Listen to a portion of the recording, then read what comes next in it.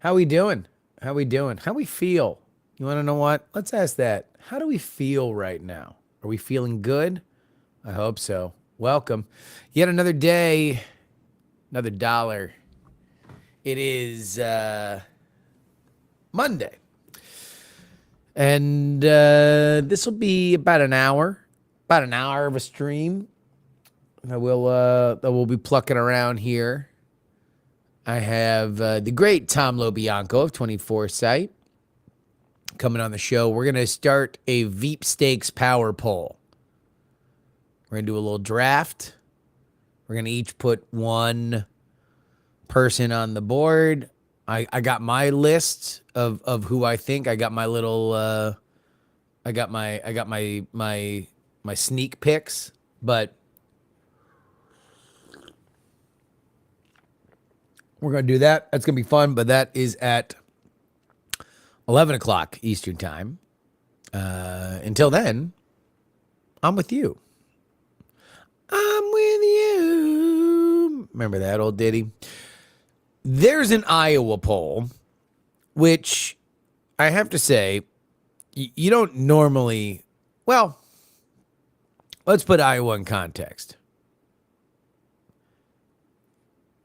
Hold on. Before I do that, let me actually let me actually put this thing on my calendar. This is unprofessional. Unprofessional. Oh, Tom Lobianco. At 10. There we go. Okay.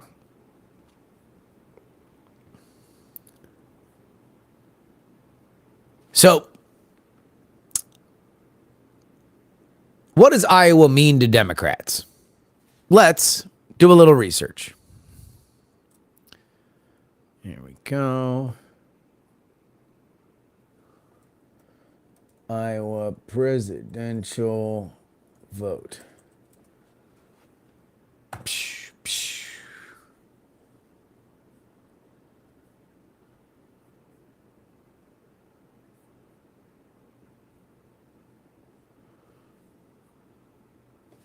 So let's take a look. In 2020, it voted for Trump. 2016, it voted for Trump, but by 10 points. A little bit less than 10 points here in 2020. It's 9 points. 2012, Obama won in Iowa. 2018, Obama, or 2008, Obama won. 2004, narrow loss for John Kerry. John Kerry came close. And then in 2000, it was Al Gore and his lockbox that did win Iowa. So that means that we have 1, 2, 3, and a, damn near win here. Like, Iowa has only trended Republican for sure under Trump. So let's understand that. Iowa obviously is a more conservative state, but it has not been unwinnable for Democrats, including Democrats who did not win nationally, like John Kerry and Al Gore, very much in play for both of those elections. Hillary Clinton did not do very well there, and John Kerry and Joe Biden did not do particularly well there in those elections. And so it is with that we bring you this. An Ann Seltzer poll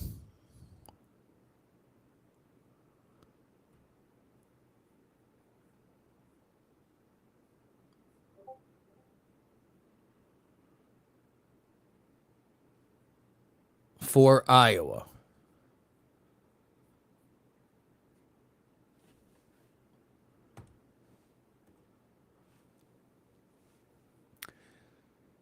Donald Trump, 50%. Joe Biden, 32. 32. Let's look at these numbers. When Democrats were winning this state, at the minimum, it's in the high 40s. You'd like to be in the low 50s. Even Clinton and Biden were in the low 40s. Right now, Ann Seltzer, and let me just say this. You don't mess with Ann Seltzer in Iowa. Ann Seltzer knows that state.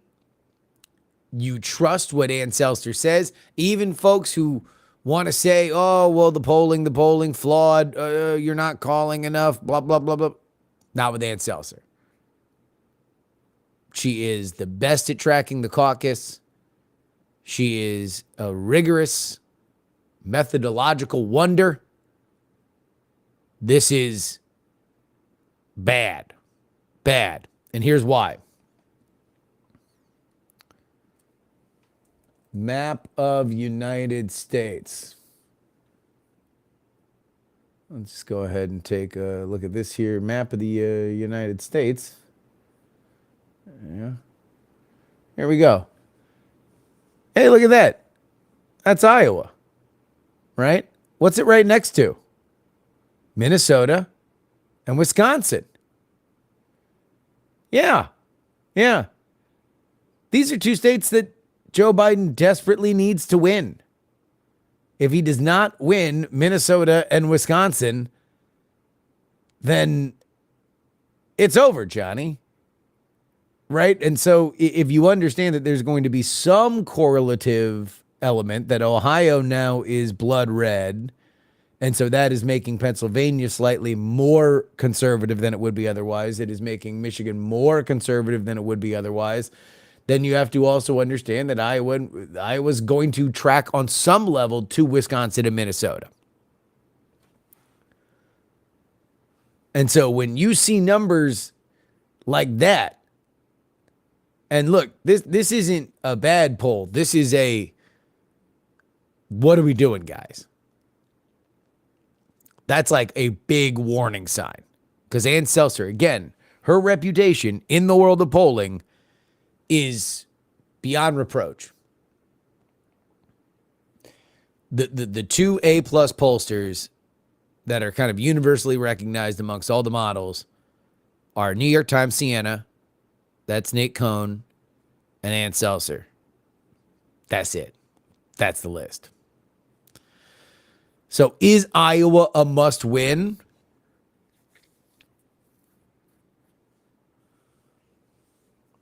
No, not for Joe Biden. Joe Biden doesn't need to win Iowa. He didn't win Iowa when he won in 2020. Is it a warning sign that maybe Wisconsin and Minnesota again, even Reagan couldn't win Minnesota.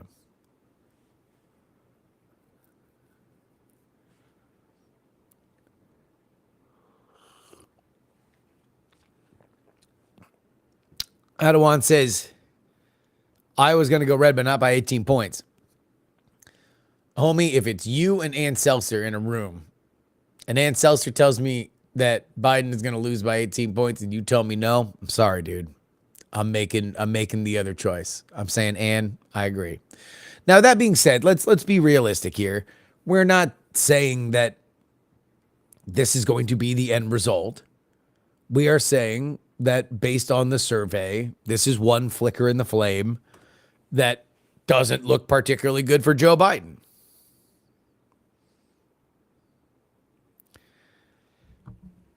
You know, it ain't great. It just hit me that Biden's from the same city that the Office TV show takes place. Well, one of his hometowns. You know, like politicians tend to have a lot of hometowns because it's rare that you wind up running in a seat that's in a place that you live in. There's often better places where, you know, like Newt Gingrich grows up in Pennsylvania, moves to Georgia so he can run in a Georgia seat and wins, becomes a resident of Georgia. So now he kind of has two hometowns. That happens in politics.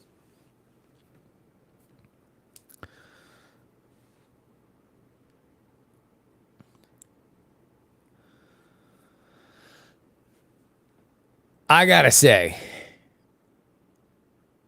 that's a spicy meatball.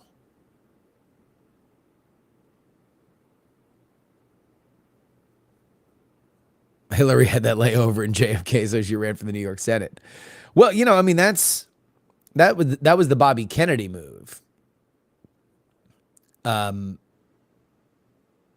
Kennedy, after his brother died and he left from Attorney General, there was a question of whether or not he was going to run for president in 1964, and he wound up going to run for senator of New York. And I think that was the model that Hillary wanted to run on, was that, okay, well, Bill's done, so America wouldn't be able to handle Hillary being the president, and Al's done a good job, so there you go. But just know I'm coming, because I'm taking the Bobby Kennedy. I'm taking the Bobby Kennedy route. She did not take the full Bobby Kennedy route, because that was an ill-advised trip through the kitchen when he was murdered by a Palestinian activist, which people don't remember, that Sirhan Sirhan was a Palestinian activist, and he shot Bobby Kennedy for the cause of Palestine.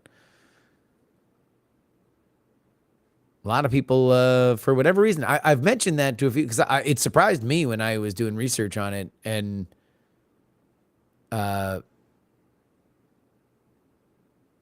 you'd think, RFK Jr., this is a thing that is relevant again, Did I see RFK on Kill Tony? I did not. No. Was he funny?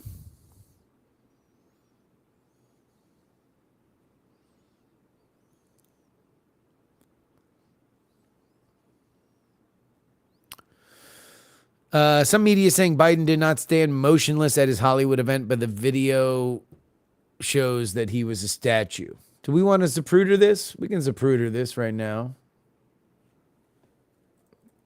Biden, Hollywood.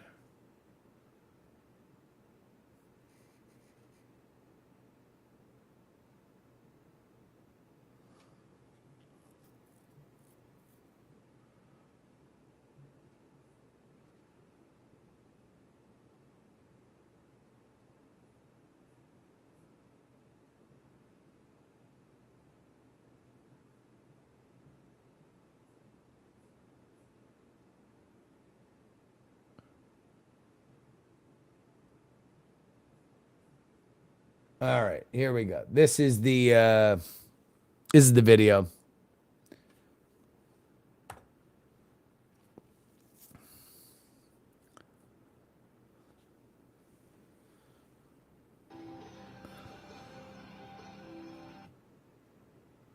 By the way, this is at the end of a big fundraising event in Los Angeles, in downtown Los Angeles. It featured Barack Obama, President Joe Biden, George Clooney, Julia Roberts, Jack Black, and others. This is at the end of everything. Jimmy Kimmel was moderating the discussion up on stage. And this is what was at question.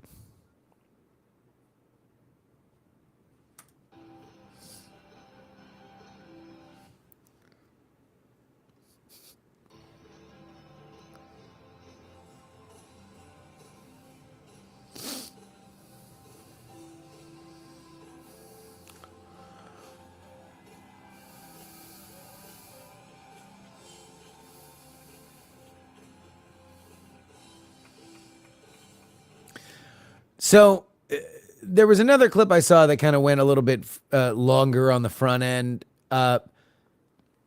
If I'm going to be totally honest, I put this on a 4 on the scale. This is mostly a thing because Joe Biden has done other doddering things. Because in another context, you can say he was really just soaking up the crowd. He really enjoyed kind of being amidst it. But what we don't know is how long it how awkward it was before this moment. Obama clearly wants to get the hell off the stage, and he knows that he can't leave the stage until Biden leaves the stage, and so he cues him. There's also a moment, just look at Jimmy Kimmel.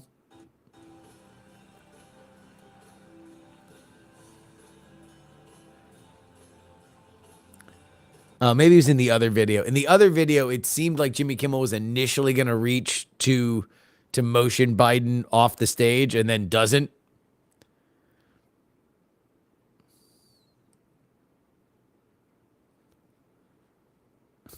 That's how I act after a 3-hour meeting. He's just like me.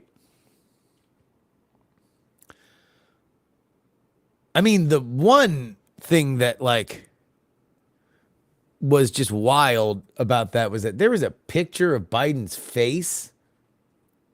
Oh, here we go. This was the longer version. Let's watch the longer version.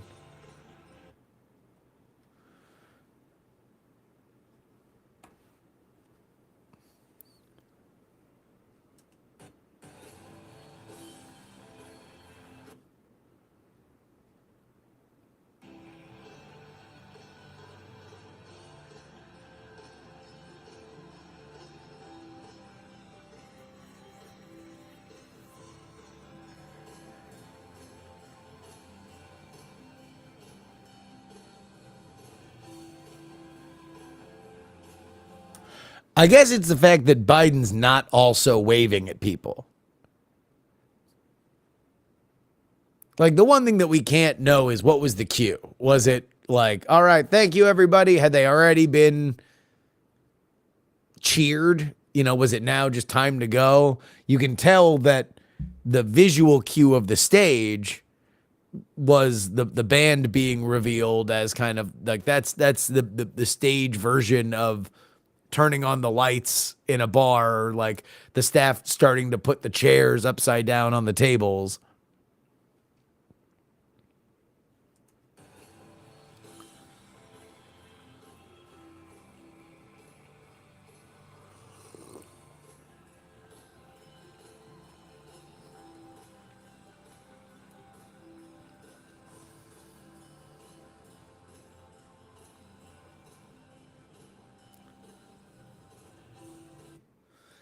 Kimmel looks weirded out.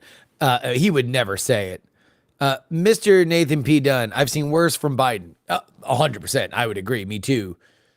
That becomes a thing because we've seen the other things, in my opinion. If the exact same thing happened to Donald Trump, nobody would care. You would read into it that, oh, he was just basking in the crowd and blah blah blah blah blah. That being said, if somebody tried to tug on Trump's arm to make him leave the stage, he would shake them off. I guess that's the other side of this. The other side is that Joe Biden has this kind of soft deference to Obama, which was part of the commentary on this over the weekend, being, oh, Obama is Biden's handler, blah blah blah.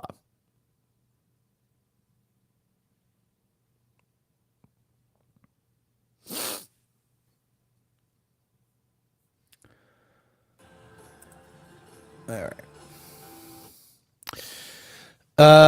Why do we spend all this time talking about Biden standing there smiling, but not Trump's complete inability to form a coherent, logical thought? Well, because Trump does, I mean, again, look, whether or not you agree with it, whether or not you find it erudite is a different context. But there is certainly you can follow the words of what Donald Trump is saying. Joe Biden has gotten into trouble when a few things have happened. Either he's misremembered names, he's referred to people that were long dead, he has slurred words to an unintelligible point, which is so funny that I screwed that up, or he has frozen or wandered. Those are the things that have gotten Joe Biden in trouble recently.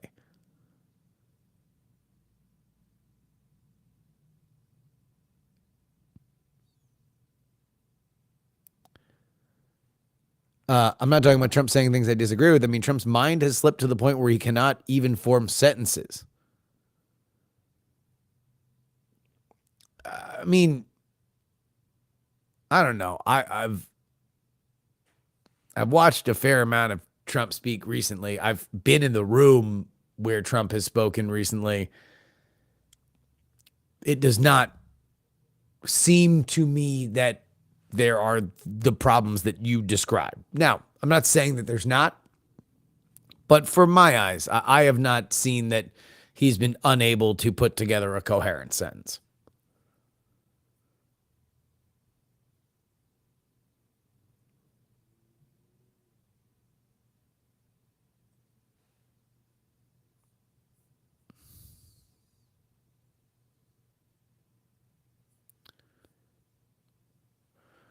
Do I remember him saying that Orban was the leader of Turkey? Yeah, that was a mistake. He also said that Nikki Haley was Nancy Pelosi. Uh, you know, I think Trump winds up getting more of a pass for stuff like that. If you're talking about it comparatively, because Donald Trump compared to Joe Biden talks a lot. Like if you're just going to weigh the minutes of public speech between Donald Trump and Joe Biden, I haven't done the numbers. I would take a wild guess and say that it's about, 5-1, 6-1.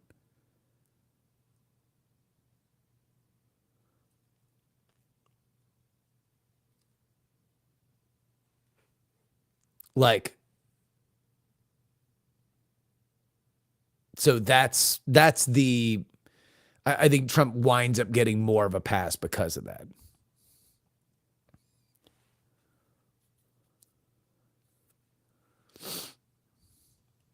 I'm asking for fair media coverage. Okay. Yeah. Well, I try to do my best. Ukraine battlefield update. Thank you for your service, by the way, for updating the Ukraine battlefield. I'm giving you my perspective on it. Like, and that's the other thing is that people forgetting names, misremembering names is not the worst thing in the world.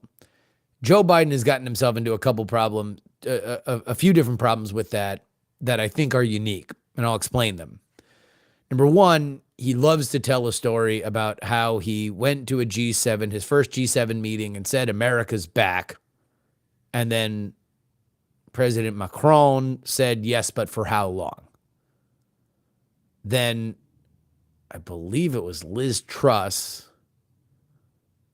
said, could you imagine if, and then gave a British analogy to January 6th, that if during a election people stormed the House of Commons and a Bobby died,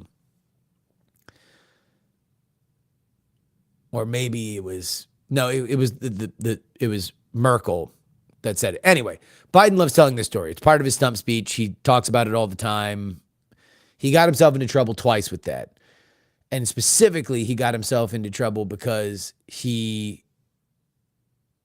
said that the people that were at the meeting were Francois Mitterrand and Olaf Scholz, people who have been dead for over a decade. So it's not like you are saying, okay, so Orban is the head of Turkey, is the president of Turkey. Viktor Orban is a current world leader. Francois Mitterrand has been dead for a long time. So judge that, weigh that in your head however you want.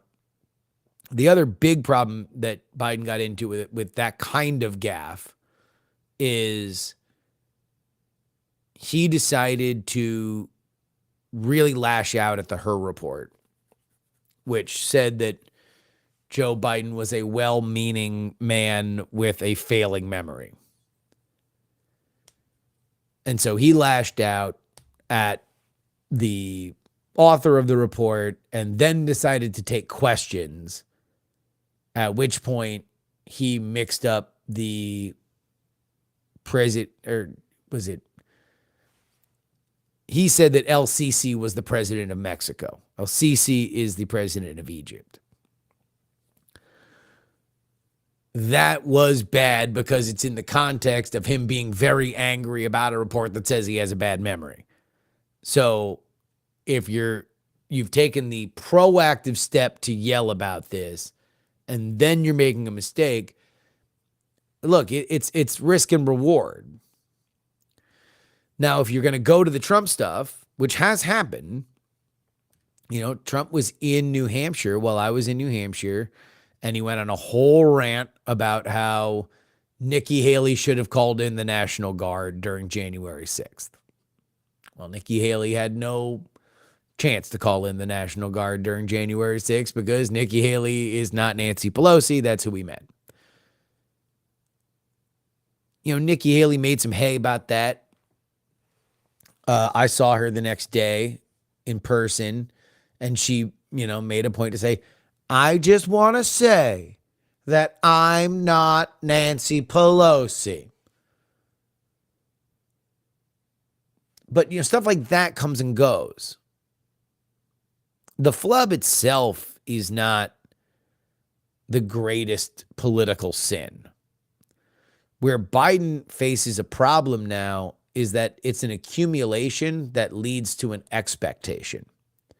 So you're going to look at the things that he does in a more harsh and critical light because the definition around him has formed that, he's not at the top of his game.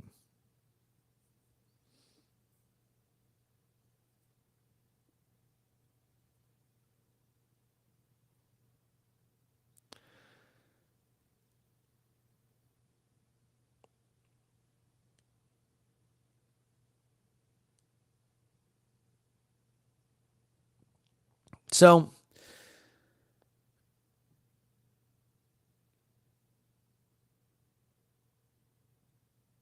people only consider it an accumulation or an expectation because there's an unbalanced way that people cover politics. Brother, I really disagree. I really disagree. I think that this is something that just shows up a lot. I do think that this is a problem. Joe Biden's the oldest president that we have ever had.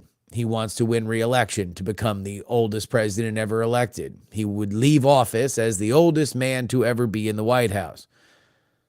Now, Donald Trump wants to have that last title, and I guess Trump would also be the oldest person ever elected. Still, one of them is showing issues with his age more than the other. That's my perspective. If you don't view it that way, then that's fine. You can say that I'm poisoned by an unbalanced media. That's fine. Joe Biden doesn't get out into public in unmanaged situations nearly ever.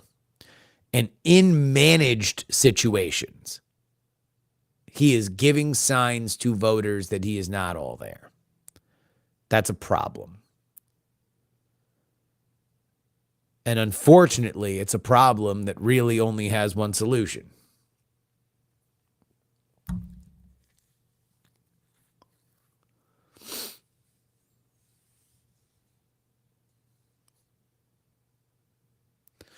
I mean, guys,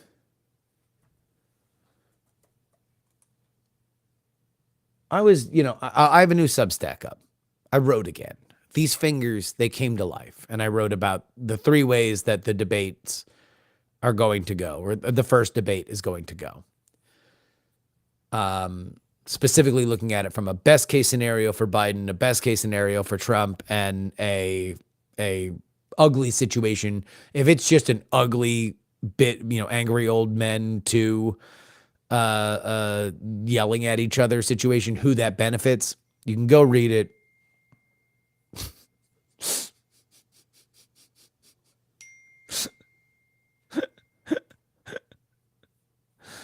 We will definitely be doing a debate live stream. That is for sure.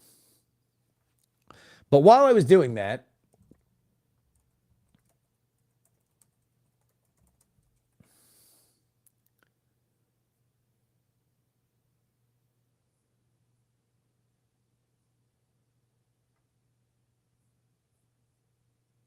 I watched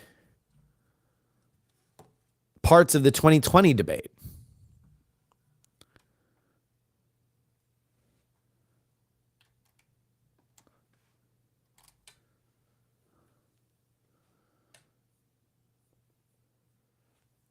And so here, let me just see if you guys had the same experience that I did. There we go.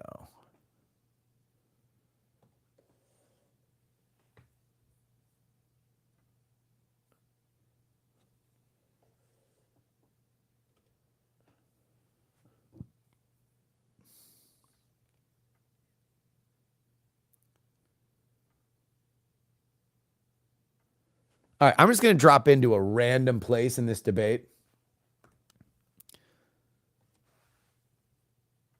Be able to go to Wuhan and determine for themselves how dangerous this was.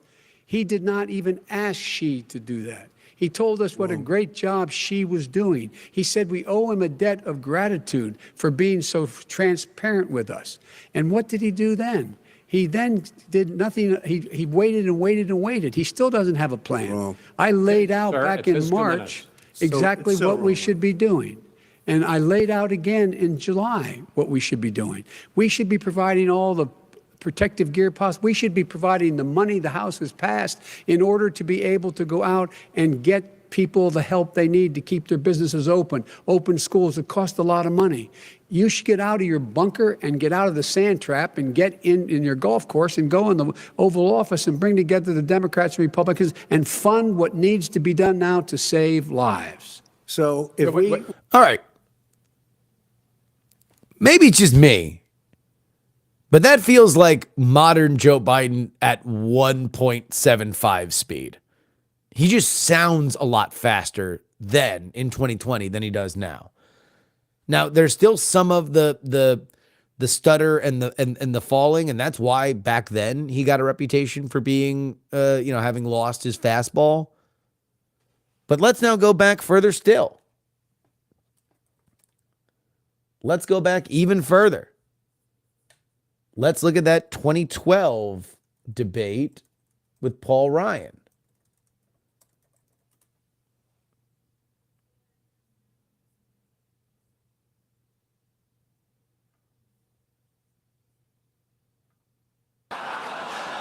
Are unwilling to take responsibility for their own lives. My friend recently in a speech in Washington said 30% of the American people are takers.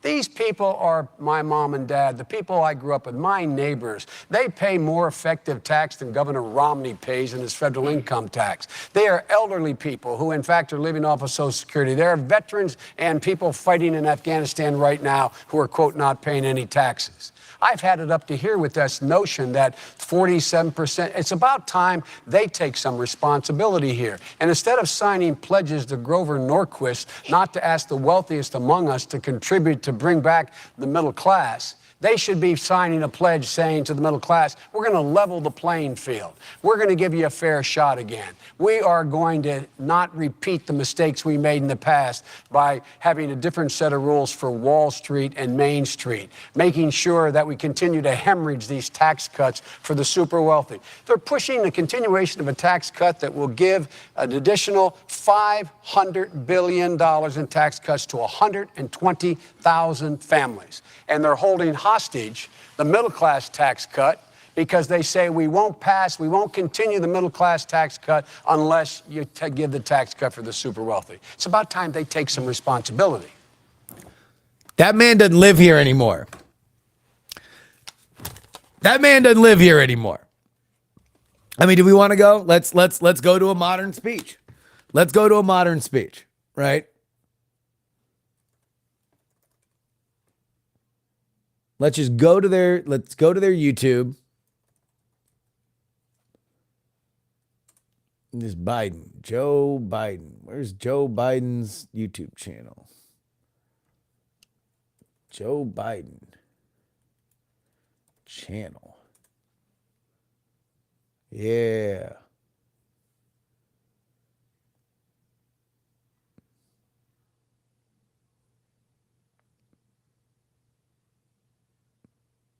Let's go. Speeches. Oh, these are all from 3 years ago? No.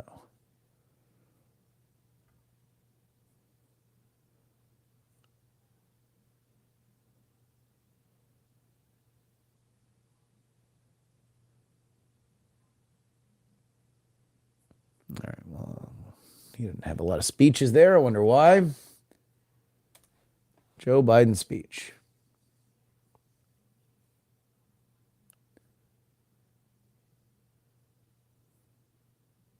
All right. Power E-Trade's easy-to-use tools like dynamic.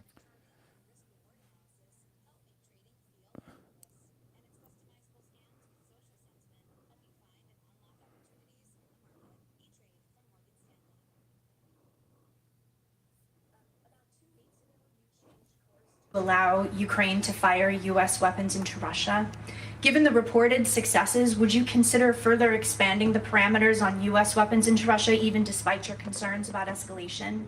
And on the news from home, you're going through something that so many American families go through, the intersection of addiction and the criminal justice system, but you're not like most families. Was your son able to get a fair trial? Do you believe the Justice Department operated independently of politics? And for President... Let me answer your question and you ask his question, okay? With regard to the first question, it is clear that the near abroad, meaning just across the line of the border with Russia and Ukraine, that it makes a lot of sense for Ukraine to be able to take out... All right, so here we go. That's now. This is 2020. Right now, trying to get rid of the Affordable Care Act, which will strip 20 million people from having insurance, health insurance now, if it goes into court, and the just. And this is 2012. Because they say we won't continue the middle class tax cut unless you give the tax cut for the super wealthy. It's about time they take some responsibility. Mr. Ryan. I mean, what are you going to do?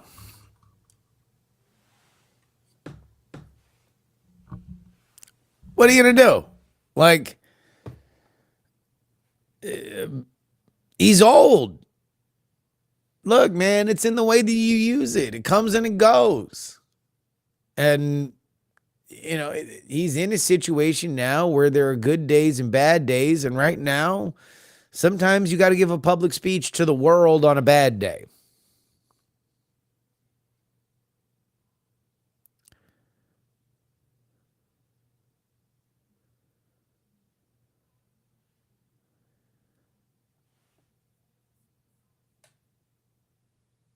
Biden's best speech is his self-incrimination of getting the investigator fired who was looking into his son and his family cash cows in Ukraine.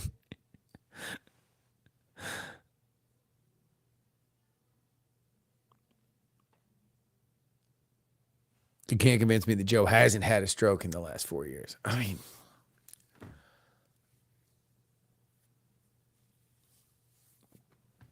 I would not go that far. I would not go that far. I wouldn't say that he had a stroke, but oh boy.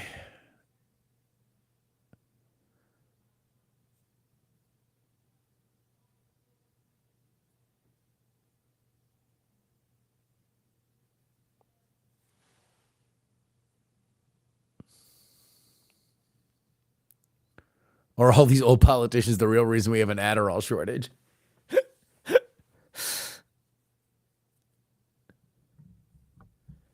I don't recall Reagan faltering on camera. Well, you know, there is more of an expectation to be on Well, I don't know. It was just a different world back then. You had more like standard expectations for media access, but you didn't have social media, so there wasn't a way for you to reach out directly to people. But Reagan's dementia scared his cabinet. People were worried that he was going to make a rash decision. Yeah, meanwhile, Chuck Grassley's 90. Chuck Grassley is 90 and could probably beat up a dude. That's a tough old bird, man. Chuck Grassley. Speaking of Iowa, we did Iowa conversations before. Chuck Grassley has a better Twitter account than I do. That man is a dynamo. He might live to 160.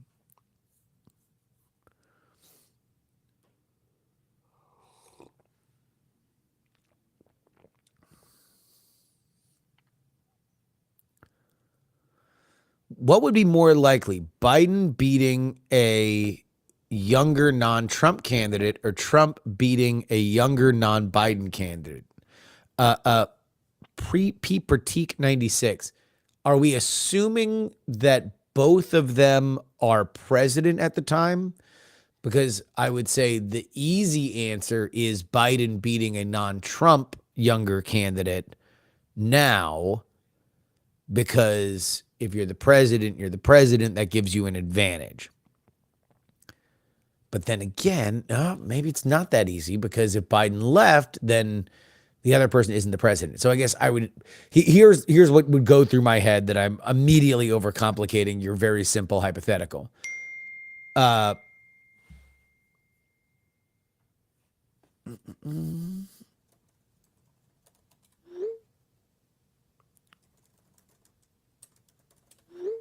Sorry about that. Send a link and So I would say if Biden just says he's not going to seek the nomination, that's one thing. If Biden resigns, President Harris is in. She gets caught up to speed. She does a few world leader meetings immediately on the campaign trail. Blah, blah, blah, blah, blah. It's, really an old style election at that point, because it'd be a candidate that was unknown to the populace as the candidate going from effectively Labor Day until November. I don't know. I think she'd probably have a better shot than Joe. Meanwhile, if it's DeSantis, let's say, for example, if DeSantis has Trump's backing, you might have seen a more united Republican Party. But the problem is that we kind of have a united Republican Party now. And it's really all because of Joe Biden's polling weakness and the conviction. The conviction brought never Trump voices closer to Trump.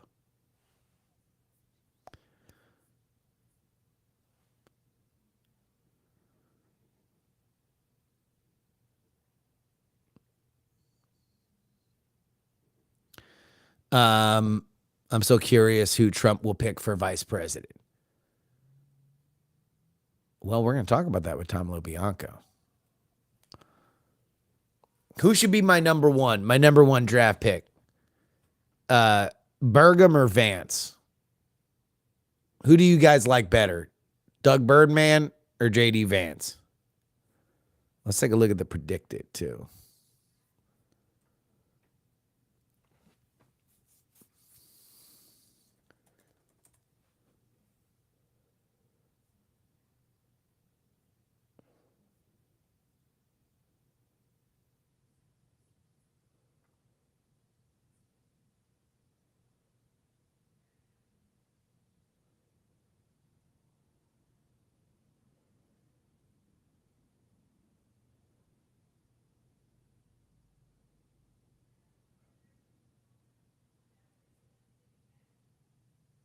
Here we go.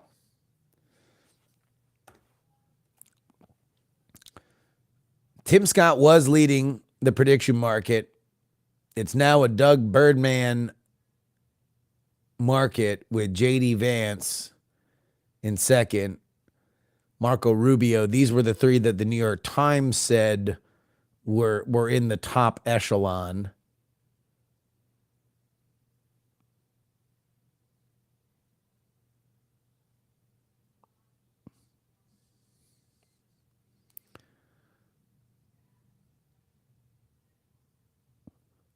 I just went down the rabbit hole of anti-Grassley Twitter accounts. Jeez. Who helps downvote? Maybe Vance. Trump does not care about that. I don't think he cares an ounce. And I don't think he's wrong. I think he thinks this is people are going to vote for or against Trump. That's it. I mean, Vance is in Ohio, so theoretically maybe that helps down ballot with like Bernie Moreno against Sherrod Brown, but you know, it's Rust Belt. But then again, I think Doug Burgum plays really well in the Rust Belt. He's frontier state, but yeah, Birdman was the one. Tore his Achilles and debated that night on one leg, no painkillers. That dude is a gamer. And it was apparently because he and his sons got the opportunity to play basketball at the Bucks arena. And so they were like, all right, yeah, we'll do that. And then dude ripped his Achilles. He can apparently ball. Young Trump did sound better than current Trump. Yeah, agreed. Agreed. The question is, you know, to what degree?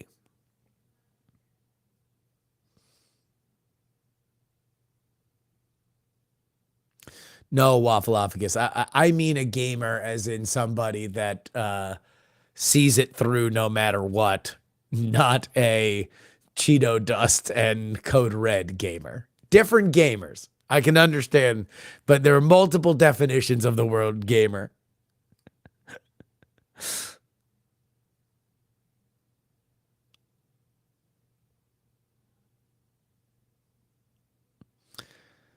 Polls are showing that Montana is going to be a GOP pickup, Nevada is in play, and Maryland could flip. Yeah, I mean, I saw a poll with Kerry Lake within 3 of Ruben Gallego in Arizona.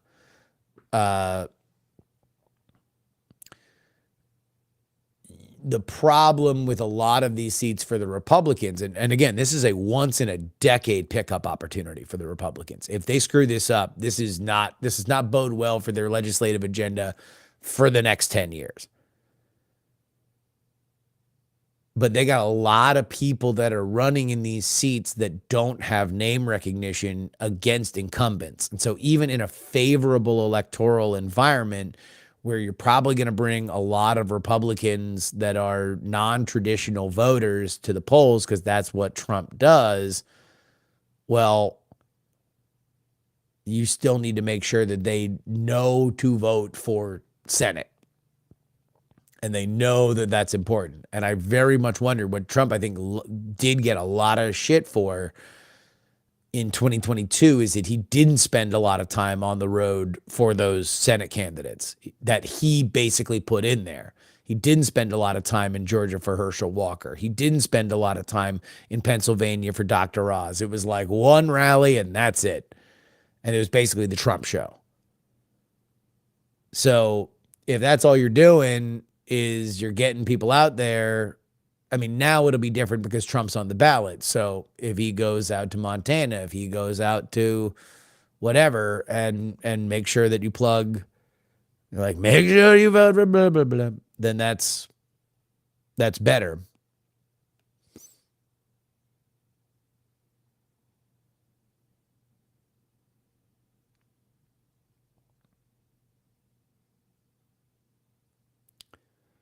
So who do you guys think? You think Birdman or Vance? Who's my number one pick?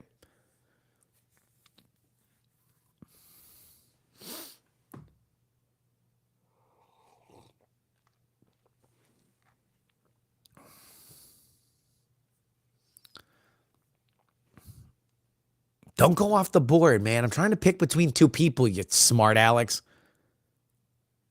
Jack said Doug Batman.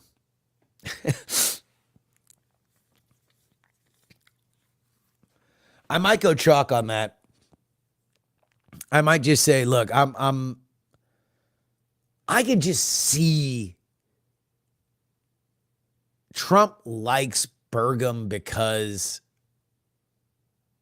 he just looks like he could be president. Like in a pre-Trump world, he looks like that, but he's more on the Trump wavelength. And Trump loves rich dudes.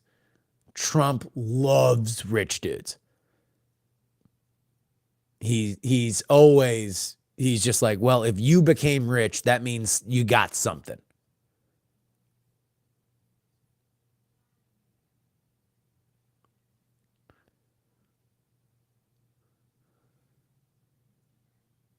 And like he's got personality enough that he plays well on television, but not so much personality that people are going to desperately want him on television every day.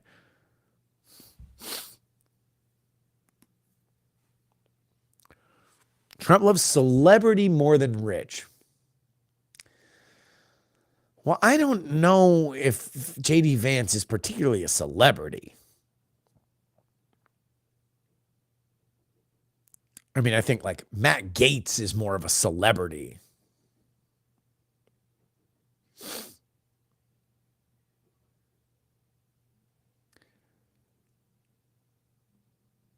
The model on J.D. Vance would be Nixon. He would have spent the same amount of time in the Senate as Nixon.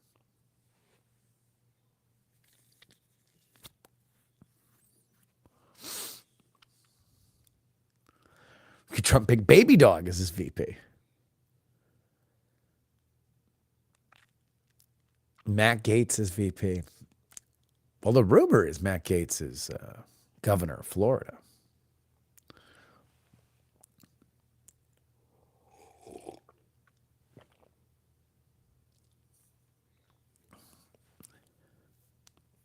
All aboard the Burgum buggy. I love that. I love that. The Burgum buggy. Oh.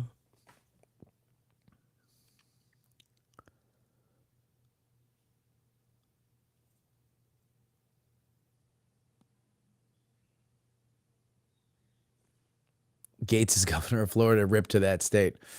Well, that's the rumor. The rumor is that he wants to run for governor of Florida. DeSantis is term limited. And so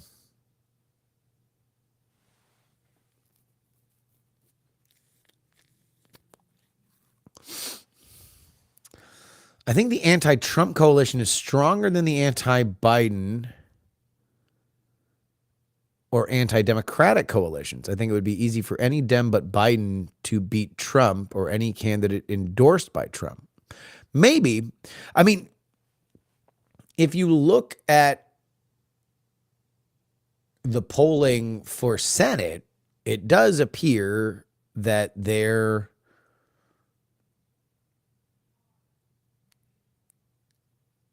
Joe Biden is underperforming a generic Democrat.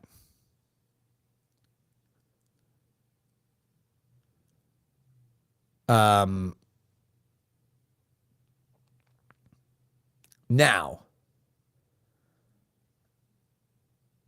you have to ask why. Not only is Joe Biden weak as a candidate, but I think that there's enough of an argument now that, America has not been in love with the last 4 years. They haven't been in love with the job. So if we're saying, okay, well, there's a younger candidate, does that candidate inherit Joe Biden's legacy? Or do they get to run against Joe Biden and Donald Trump? That'd be really interesting.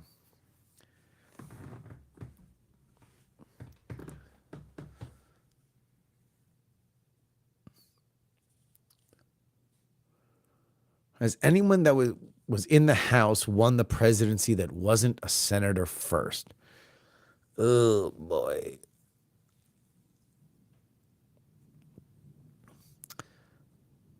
I can't think of one offhand. Somebody might know, though.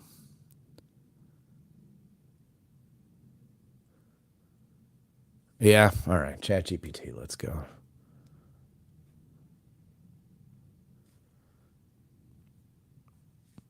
When has an American politician gone from the House of Representatives to the presidency without first stopping in the Senate or a governor's mansion?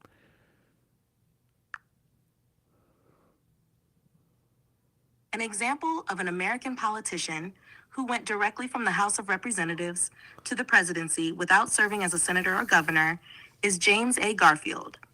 He served as a representative from Ohio and later became the 20th President of the United States in 1881. Oh, people are saying Gerald Ford. Gerald Ford wasn't a senator.